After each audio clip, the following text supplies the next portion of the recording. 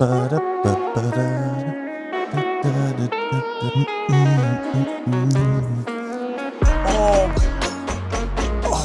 getting old. Oh, my back. Check. Oh, gang, do you guys, y'all ever have just like a real shit morning? Woke up, no toilet paper, spilled coffee on my jacket, got cut off twice. And I live in a small town now, so like the fact that I got cut off twice on the way over here just Listen, crew, I know a good chunk of you guys have already clicked off the video because this is not an editing video. It's not a DaVinci Resolve tutorial. And I feel like a lot of people who have found this channel have found it through that animation video I did, man, close to a year ago at this point. And so if that's something that you're looking for, I promise I am working on more videos like that. But so yeah, I realized we haven't done a one-on-one chat with you all in, man, it might have been a year, but I'm still around. I'm still around and fairly active in the editing community and the gaming community. I just don't do a good job sharing those moments here on this channel. So one of the things that I will say is that I do have a second channel. I have a second channel where I post, I would say semi-frequently,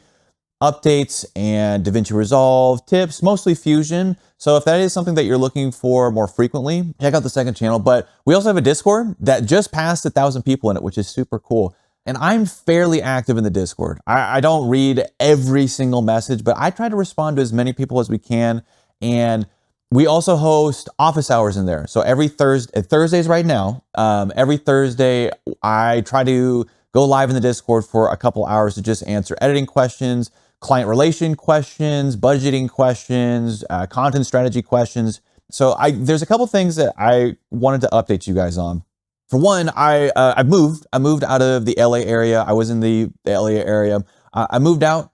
I don't know how long I will be where I'm at now, but I'm currently working out of a family friend's office space, which has been really great. They're super kind, letting me use the space that I'm in now. My living work situation, I guess, I don't want to say turbulent because I think that makes it sound bad, but it's just been a little rocky. So I'm not sure where I'll be in a couple months, but right now we're good. We're all set up. I'm not in like, I feel like I phrased that like I'm in danger. I'm not in danger. I'm just letting you know, kind of been bouncing around a little bit. I think it's fair to say that most people at different stages of adulthood go through different waves of, I don't know, stress. I don't know if there's ever really a turning point where things click and you turn into adult.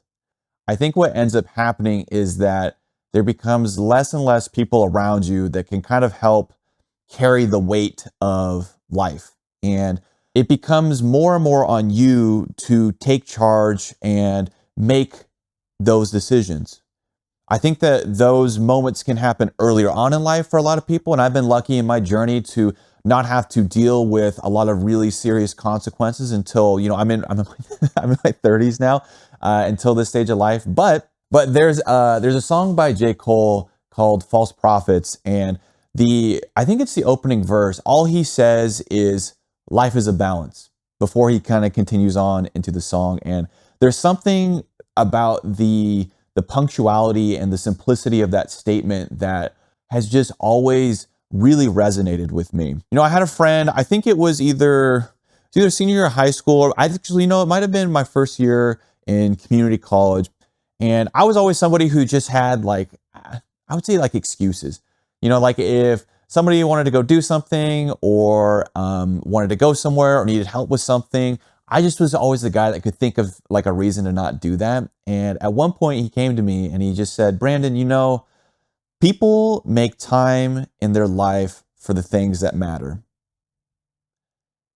And I sat with that for a moment. And I think that was a really big turning point in me and my ownership of the decisions that I began to make. It's part of the reasons why I ended up making the change in the career path that I did into editing. So again, if you're newer to the channel, I originally started engineering and then kind of transitioned into the gaming world and into editing. And some of the things that I've been really trying to work on every year is making choices for things in my life that matter. I think part of the reason why I tend to struggle with that sometimes is that I have a hard time saying no, to people who need help. And this mostly comes in the form of like editing and content help, because as somebody who's been doing it now for a few years, I don't know if you guys feel the same way.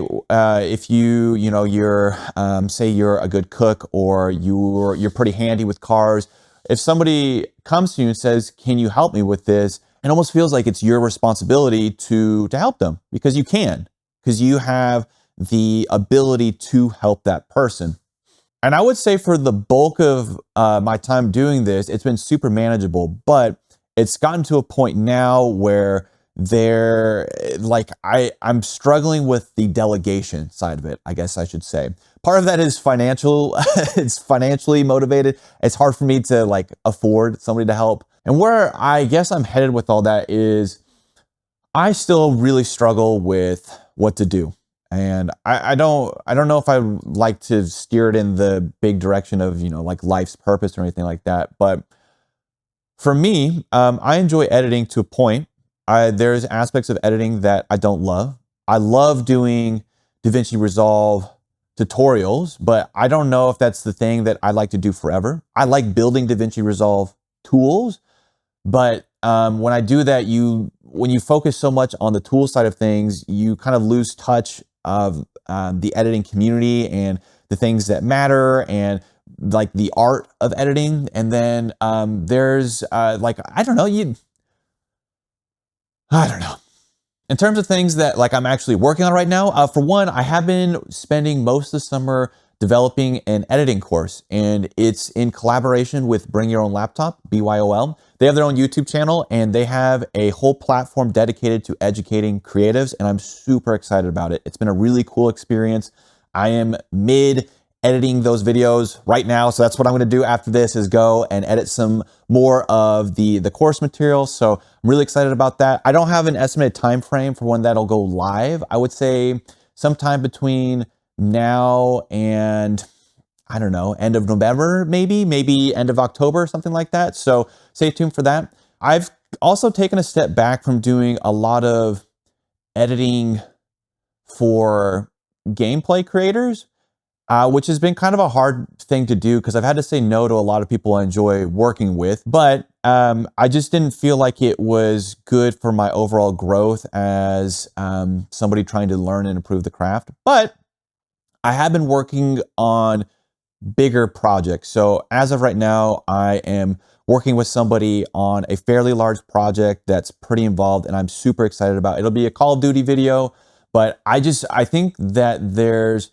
projects where they get me really excited in the gaming space. So that's what I'm trying to do. After that, though, I'm not sure.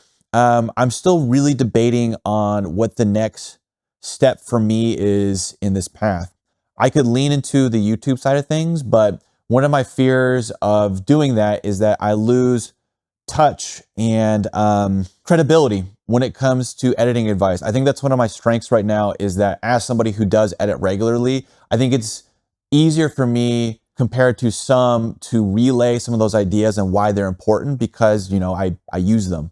So I'm trying to, like I said, I could go into the YouTube side of things and just focus solely on educating. I could also look into expanding what I do and maybe starting like a creative studio, which I think would be also cool. I don't know. I'm just trying to, it kind of goes back to what I said. I'm trying to balance what's going to be the best responsible approach, as well as creatively and self-fulfilling, self-satisfying approach for me. And I kind of lean more towards starting some kind of a studio at some point that is a combination of all things. So where I'm able to bring on other editors and we can work on projects, and then at the same time, while we're working on things, develop tools for you guys, and then also maybe put out some tutorials that are like, hey, like this is what we're working on.